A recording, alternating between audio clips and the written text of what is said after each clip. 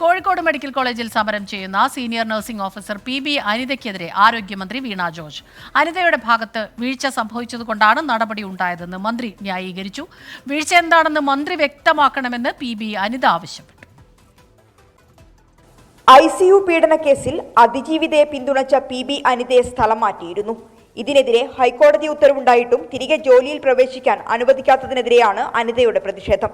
സമരം 5ാം ദിവസത്തിലേക്ക് കടന്നപ്പോഴാണ് ആരോഗ്യമന്ത്രിയുടെ പ്രതികരണം. സൂപ്പർവൈസറി ലാബ്സ് ഉണ്ടായിട്ടുള്ള ആളുകൾക്കെതിരെ നടപടി സ്വീകരിക്കണമെന്നുള്ള ഡയറക്ടറുടെ റിപ്പോർട്ടിന്റെ അടിസ്ഥാനത്തിലാണ് നടപടി സ്വീകരിച്ചിട്ടുള്ളത്. തിരിച്ചെടുക്കണമെന്ന് പറയുകയാണെങ്കിൽ, ഇവിടെ പോസ്റ്റ് ചെയ്യണമെന്ന് പറയുകയാണെങ്കിൽ പോസ്റ്റ് ചെയ്യും. ഇക്കാര്യം കൂടി കോടതിയെ ബോധ്യപ്പെടുത്തും.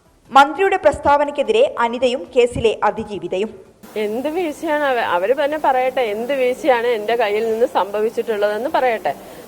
ഇത് ഞാൻ ഹൈക്കോടതിയിൽ നിന്ന് ഞാൻ തന്നെ വല്ലല്ലോ പറഞ്ഞു. ഹൈക്കോടതിയും ഞാൻ ഒരു ഡിസിപ്ലിനറി ആക്ഷൻ എടുക്കേണ്ട വ്യക്തിയല്ലാന്ന് വ്യക്തമായിട്ട് ഗവൺമെന്റ് പ്ലീഡർ പറഞ്ഞതാണ്. സർക്കാർ വലിയ ഒരു അനീതി തന്നെയാണ് കാണിക്കുന്നത്. എന്നോടും സിസ്റ്റർ ഇതുപോലെ തന്നെ എന്നോട് ചെയ്തതുപോലെ തന്നെയാണ് ഇപ്പൊ സിസ്റ്ററിനോടും ചെയ്യുന്നത്. ഒരു തരത്തില് സിസ്റ്ററും അതിജീവിത തന്നെയാണ്. ആരോഗ്യമന്ത്രി കേരളത്തിന് അപമാനമെന്ന് പ്രതിപക്ഷ നേതാവ് VD സതീശൻ വിമർശിച്ചു. ആരുടെ കൂടെയാണ് ഇവർ? ആരുടെ കൂടെയാണ്? ഇന്റൻസീവ് കെയർ യൂണിറ്റിൽ സർജറി കഴിഞ്ഞ് കിടന്ന സ്ത്രീയെ പീഡിപ്പിച്ചവല്ല കൂടെയാണോ ഈ സർക്കാർ? അവരുടെ കൂടെയാണോ ഈ ആരോഗ്യമന്ത്രി? സമരത്തിന് കോൺഗ്രസ് ജില്ലാ കമ്മിറ്റി പിന്തുണ പ്രഖ്യാപിച്ചു. നിയമ നടപടിയുമായി മുന്നോട്ടു പോകാനാണ് PB അനിതയുടെ തീരുമാനം.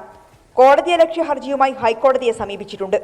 അതിജീവിതയെ ജീവനക്കാർ ഭീഷണിപ്പെടുത്തിയത് അനിതയുടെ നിരുത്തരവാദ സമീപനം മൂലമെന്ന DME റിപ്പോർട്ട് അനുസരിച്ചാണ് സ്ഥലം മാറ്റിയതെന്ന വിശദീകരണമാണ് അധികൃതർ നൽകുന്നത്.